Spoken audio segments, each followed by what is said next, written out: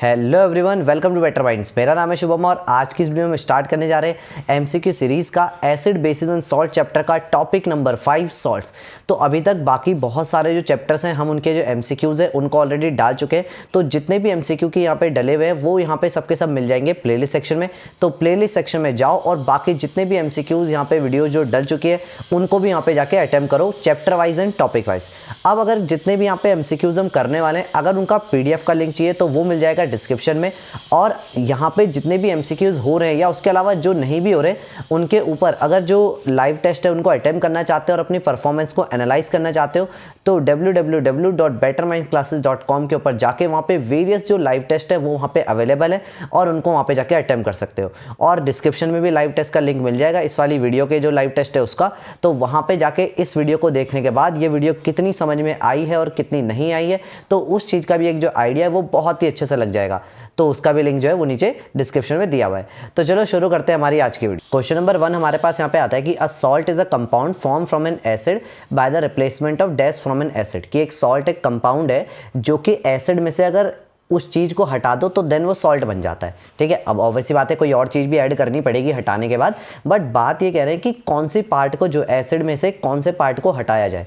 अब एक चीज़ देखो, जितने भी एसिड्स होते हैं उनमें क्या चीज़ कॉमन होती है, यहाँ पे हाइड्रोजन कॉमन होता है। अब देखो जैसे HCl है, HCl में से जब मैं हाइड्रोजन को हटाऊंगा और उस हाइड्रोजन की जगह पे अगर मैं कोई भी मेटल को जोड़ दूं, सोडियम जोड़ दूं, पोटेशियम जोड़ दूं, तो देखो जैसे मैंने सोडियम जोड़ा, मान लो हाइड्रोजन को हटा के मैंने यहाँ पर सोडियम लगा दिया तो क्या बन गया, सोडियम क्लोराइड बन गया जो कि एक सॉल्ट है। ऐसे ही हाइड्रोजन को हटा के पोटेशियम जोड़ दिया तो पोटेशियम क्लोराइड बन गया जो कि एक सॉल्ट है। तो मतलब हम एक चीज़ समझ गए, एसिड्स में से हाइड्रोजन जो है उसको रिप्लेस करना पड़ता है अगर हमको कोई भी एक सॉल्ट बनाना है तो। यानी कि ऑप्शन नंबर जो सी है उसमें ऑप्शन हमको दिया गया है हाइड्रोजन, तो ऑप्शन नंबर जो सी है वो हमारे यहाँ पे करेक्ट आंसर हो जाएगा। तो ये रहा ऑप्शन नंबर सी हमारा करेक्ट आंसर। अब आते हैं हम नेक्स्ट क्वेश्चन के ऊपर। Question number 2, which of the following is known as common salt. इनमें से जो कॉमन सॉल्ट है वो हम किसको कहते हैं।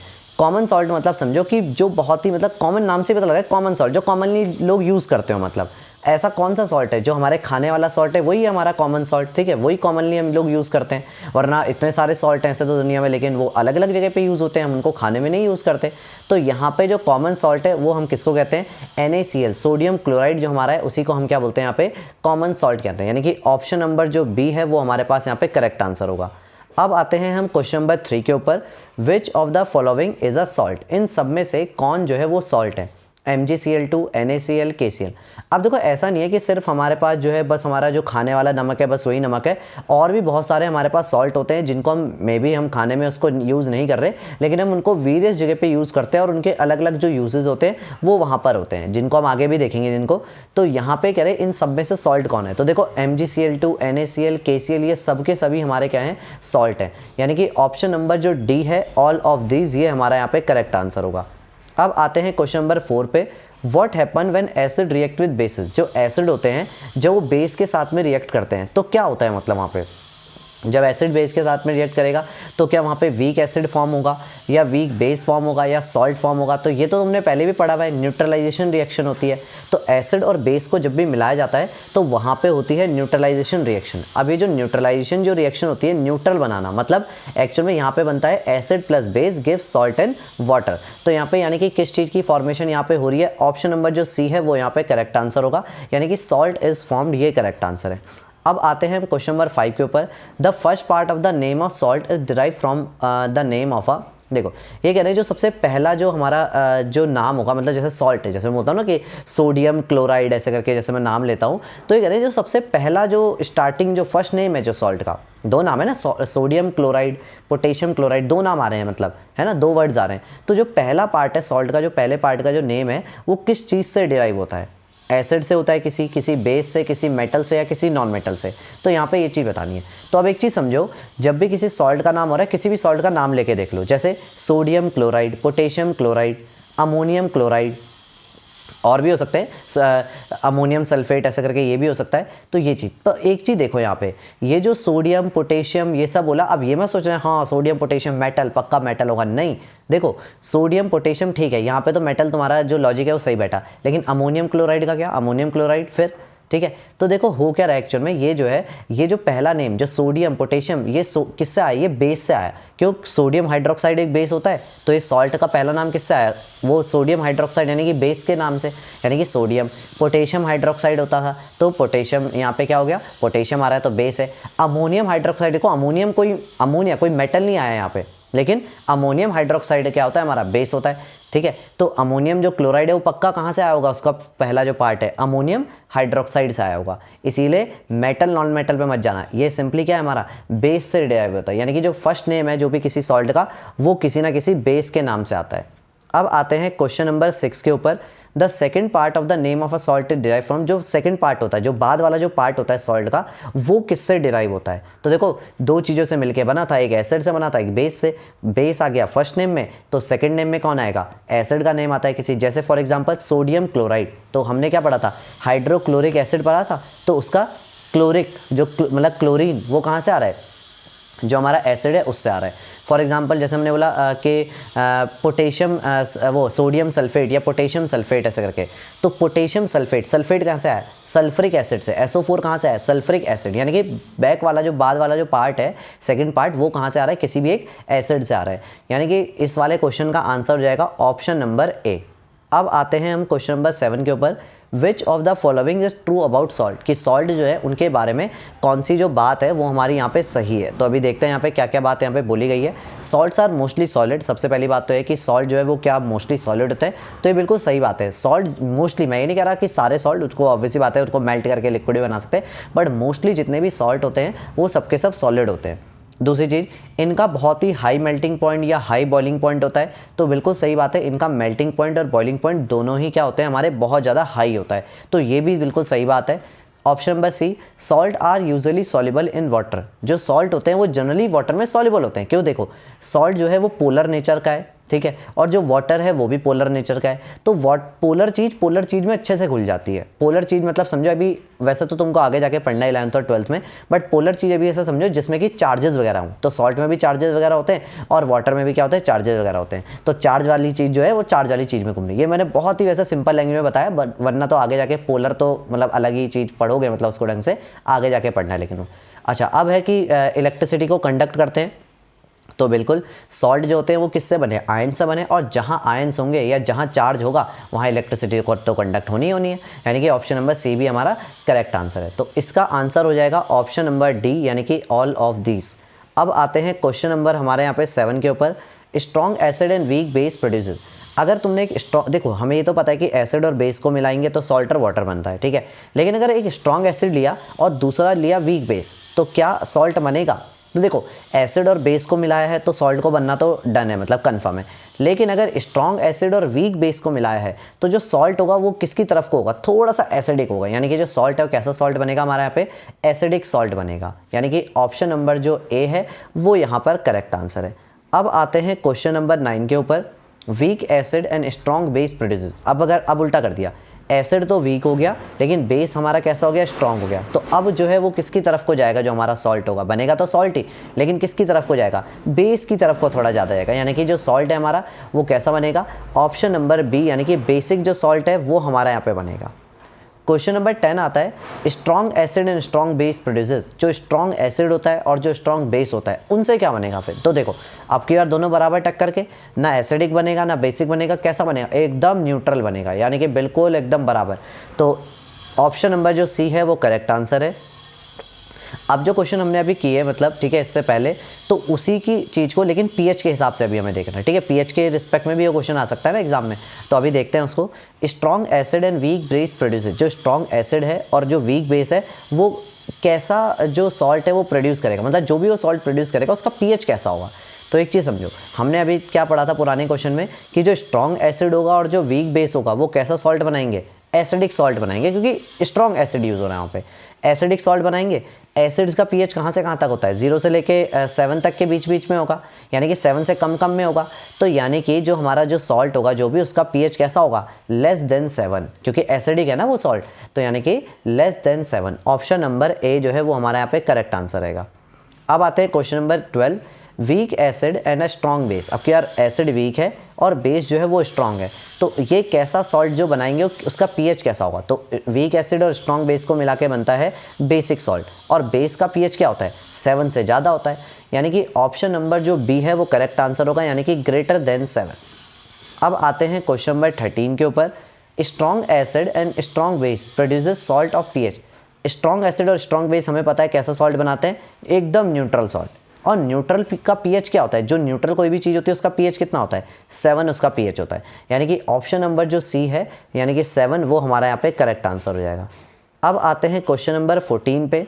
Chemical name of common salt is. जो कॉमन सॉल्ट है हमारा जिसको हम घर में यूज़ करते हैं उसका कॉमन नेम जो है, सॉरी उसका जो केमिकल नेम है, कॉमन नेम कह रहा हूँ, उसका जो केमिकल नेम है वो हमारा यहाँ पे क्या है? तो जो कॉमन सॉल्ट जो कि हम घर में नॉर्मली कॉमनली यूज़ करते हैं, बताया था ना, कॉमनली जो यूज़ करते हैं उसको कॉमन सॉल्ट बोलते हैं। नॉर्मली कौन सा यूज़, तो नमक जो हम खा रहे हैं तो वो हमारा क्या है? उसको हम बोलते हैं सोडियम क्लोराइड, ठीक है। तो NaCl, सोडियम Na और क्लोराइड Cl, यानी कि ऑप्शन नंबर ए हमारा करेक्ट आंसर है, सोडियम क्लोराइड। क्वेश्चन नंबर 15 पे आते हैं। Sodium chloride is a. Sodium chloride जो है वो कैसा है? मतलब एसिडिक सॉल्ट है क्या, बेसिक सॉल्ट है, न्यूट्रल सॉल्ट है, या नन ऑफ दीस है? अब एक चीज़ समझो, सोडियम क्लोराइड बना किससे होगा? सोडियम कहाँ से आया होगा? सोडियम तो सोडियम हाइड्रोक्साइड से आया होगा, और सोडियम हाइड्रोक्साइड क्या? सोडियम हाइड्रोक्साइड तो एक स्ट्रॉन्ग बेस है। अच्छा, क्लोराइड कहाँ से आया होगा? क्लोराइड तो हाइड्रोक्लोरिक एसिड में ऐसे कहीं होता है ना। तो हाइड्रोक्लोरिक एसिड, अच्छा हाइड्रोक्लोरिक एसिड कैसा एसिड है? हाइड्रोक्लोरिक तो बहुत खतरनाक एसिड होता था, हमने पढ़ा था, वीडियोस देखी हमने पुरानी। तो स्ट्रॉन्ग बेस और इधर है स्ट्रॉन्ग एसिड, तो यानी कि सोडियम क्लोराइड एक स्ट्रॉन्ग बेस और स्ट्रॉन्ग एसिड को मिला के बना है, तो मतलब इसका कैसा सॉल्ट होगा? ये एकदम न्यूट्रल सॉल्ट है, यानी कि ऑप्शन नंबर जो सी है वो यहाँ पर करेक्ट आंसर होगा। अब आते हैं क्वेश्चन नंबर 16 के ऊपर। Common salt can be obtain from. जो कॉमन सॉल्ट है वो हमें मिलता कहाँ से, मतलब कहाँ से मिल सकता है, ठीक है। तो सबसे पहला है सी वाटर। तो देखो बिल्कुल सी वाटर से मिल सकता है बहुत ही ईजिली। कैसे? सी वाटर में बहुत सारे जो सॉल्ट होते हैं वो प्रेजेंट होते हैं, और उन बहुत सारे सॉल्ट में से भी जो सबसे ज़्यादा जो परसेंटेज है ना जिस सॉल्ट का, वो है हमारा सोडियम क्लोराइड, वो सबसे ज़्यादा होता है। बाकी सॉल्ट भी होते हैं बट सोडियम क्लोराइड बहुत सारा होता है। सेकेंड है अंडरग्राउंड डिपॉजिट।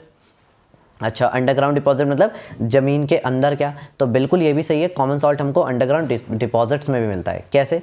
अंडरग्राउंड डिपॉजिट में देखो अब ऐसा माना जाता है कि बहुत हज़ारों सालों पहले क्या हुआ होगा, कोई जैसे समुद्र वगैरह है, अब मान लो किसी कारणवश क्या हुआ, उनका जो पानी है वो मान लो वहाँ पे सूख गया होगा। अब जो पानी तो इवेपोरेट हो गया होगा, लेकिन सॉल्ट का, सन की धूप इतनी भयंकर थोड़ी पड़ जाएगी कि जो सॉल्ट है उसको इवेपोरेट कर दे। सॉल्ट तो वहीं रहेगा, वाटर तो इवेपोरेट हो गया चलो, लेकिन सॉल्ट तो वहीं रह गया। तो और उसके बाद क्या हुआ, वहाँ पे ऊपर से हम लोग रहने लग गए, तो मिट्टी डाल दी उसके ऊपर। अब आज जब हम उसको खोद रहे हैं, मतलब ठीक है, जब उसको खोद रहे हैं तो नीचे से क्या मिल रहा है हमको? सॉल्ट मिल रहा है वहाँ पे। तो वही वाला जो सॉल्ट है। तो एक्चुअली में देखा जाए तो अंडरग्राउंड जो डिपॉजिट है वो भी कहीं ना कहीं हमको उससे नहीं मिल रहा कि जो हमारा सी वाटर है मतलब वही एक टाइम पे था और ऐसे करके मतलब घुमा फिरा के। बट बात यह कि अभी क्या है, अभी तो अंडरग्राउंड डिपॉजिट है ना, पहले जो भी था, बट अभी तो अंडरग्राउंड डिपॉजिट है, तो यानी कि ऑप्शन नंबर बी भी हमारा सही है। नेक्स्ट है combination of sodium hydroxide and hydrochloric acid.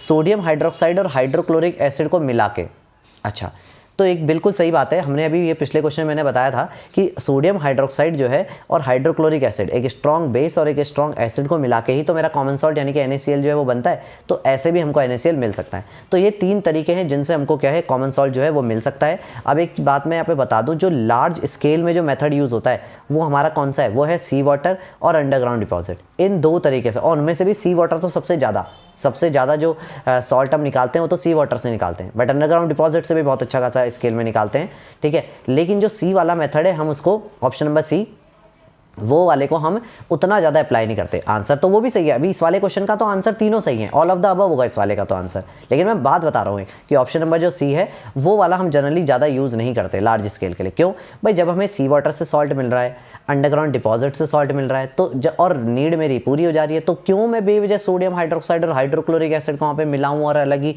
Salt का वहाँ पे प्रोडक्शन करूँ, है ना। तो इसीलिए तो ये तो एक अलग बात मैंने बताई, लेकिन यहाँ पे आंसर क्या होगा, ऑप्शन नंबर डी, कि बिल्कुल इन तीनों तरीके से सॉल्ट जो है वो ऑब्टेन हो सकता है। अब आते हैं क्वेश्चन नंबर 17 के ऊपर हम यहाँ पे, विच of the following is not a method for obtaining sodium chloride on large scale. अब देखो, अभी तो बताया ये क्वेश्चन कि इन सब में से कौन सा ऐसा मेथड नहीं है जिससे कि हम लार्ज स्केल पे जो सोडियम क्लोराइड है उसको ऑब्टेन नहीं कर सकते। तो बताया तो सोडियम हाइड्रोक्साइड और हाइड्रोक्लोरिक एसिड वो मेथड है, मतलब कर नहीं सकते, ये नहीं, सॉरी मैंने बोला कर नहीं सकते, कर सकते हैं लेकिन नहीं करते। क्यों नहीं करते? क्योंकि सी वाटर से और अंडरग्राउंड डिपॉजिट से हम पे काफ़ी अच्छा खासा अमाउंट मिल रहा है। तो यानी कि ऑप्शन नंबर जो बी है वो हम सी है वो हमारा करेक्ट आंसर होगा कि ये लार्ज स्केल मेथड नहीं है, ये लेबोरेटरी मेथड है एक्चुअल में। अब आते हैं क्वेश्चन नंबर 18 पे, the large crystals of underground deposit are called. अब जो अंडरग्राउंड में जब वो सॉल्ट, मैंने बताया था अंडरग्राउंड डिपॉजिट में सॉल्ट होता है, वो जो सॉल्ट होता है वो हमारा किस फॉर्म में प्रेजेंट होता है, मतलब उसको क्या बोलते हैं? कॉस्टिक सोडा बोलते हैं, वॉशिंग सोडा, रॉक सॉल्ट या प्लास्टर ऑफ पेरिस। तो देखो नीचे क्या होते हैं, अब ऐसा समझो इतने टाइम से नीचे सॉल्ट पड़ा है तो पत्थर की फॉर्म में होगा, बहुत हार्ड एकदम से पत्थर होगा, तो इसीलिए हम उसको क्या बोलते हैं, मतलब एकदम बड़े बड़े ऐसे नहीं होता कि छोटा सा थोड़ा सा सॉल्ट मिल गया, नहीं, बड़े बड़े एकदम पत्थर जैसे, तो इसी को हम क्या बोलते हैं? रॉक सॉल्ट कहते हैं। यानी कि ऑप्शन नंबर जो सी है वो हमारे यहाँ पे करेक्ट आंसर होगा। अब आते हैं क्वेश्चन नंबर 19 के ऊपर, common salt is obtain by the dash of sea water. Common salt जो है वो हमारा जो है किस चीज़ से, अच्छा पहले तो मैं देख लेता हूँ ये लास्ट क्वेश्चन है या नहीं है। अच्छा लास्ट एक और है, कॉमन सॉल्ट जो है is obtain by the dash of sea water. Common salt जो है वो सी वाटर के किस चीज़, क्या करने से मतलब तुम्हें मिलेगा? तो देखो सी वाटर तो पानी है, पानी में नमक मिला है, तो क्या करोगे? उस पानी का ऑस्मोसिस करोगे, इलेक्ट्रोलिसिस करोगे, डिकम्पोजिशन करोगे, इवेपोरेशन करोगे। अब इसमें पुरानी वीडियोस देखी होंगी, उससे ये सब चीज़ें पता होंगी, मैंने ऑलरेडी समझा चुका है पुरानी वीडियोज़ में किस चीज़ को क्या बोलते हैं।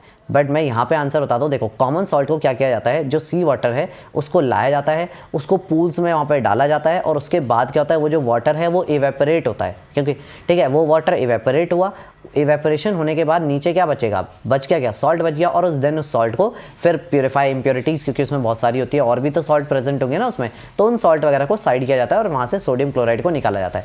तो बेसिकली हमने जो सी वाटर था उसका क्या ट्रीटमेंट किया अभी इन सब में से, इवेपोरेशन किया। तो option number D correct answer. अब आते हैं क्वेश्चन नंबर 20।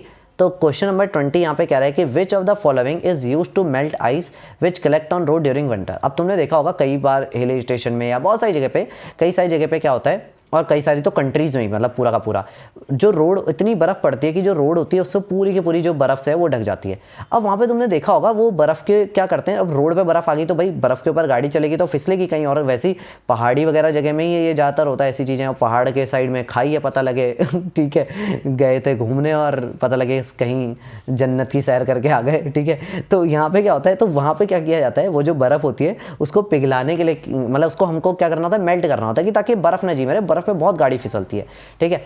तो ये कह रहे हैं कि इन सब में से कौन सा वो केमिकल है जो यूज़ होता है बर्फ़ को पिघलाने के लिए। ऑप्शन है aluminium chloride, potassium chloride, magnesium chloride या फिर सोडियम क्लोराइड। तो यहाँ पे 4 ऑप्शन है। अब ये है हमारा लास्ट क्वेश्चन, तो इसका आंसर करो मुझे नीचे कमेंट सेक्शन में। जिसका भी आंसर करेक्ट होगा मैं उसको हार्ट दे दूंगा। और हाँ एक और चीज़, अगर जो पूरा का पूरा एक्सप्लेन करके वहाँ पे आंसर को डालेगा तो उसके कॉमेंट को तो मैं यहाँ पे पिन भी कर दूंगा, तो आइडिया लग ही जाएगा कि जो किसका आंसर है वो यहाँ पे करेक्ट है। So this is the end of this video. I hope कि यहाँ पे जितने भी MCQs है वो बहुत ही अच्छे से यहाँ पे समझ में आएंगे। लेकिन फिर भी अगर इस वीडियो से रिलेटेड कोई भी डाउट है या फिर चैनल से रिलेटेड कोई भी सजेशन है तो उसको नीचे कमेंट सेक्शन में या फिर हमको इंस्टाग्राम पे मैसेज करके ही बता सकते हो। तो चलो मिलता है फिर नेक्स्ट वीडियो में, तब तक के लिए पढ़ाई करते रहो और मज़े करते रहो।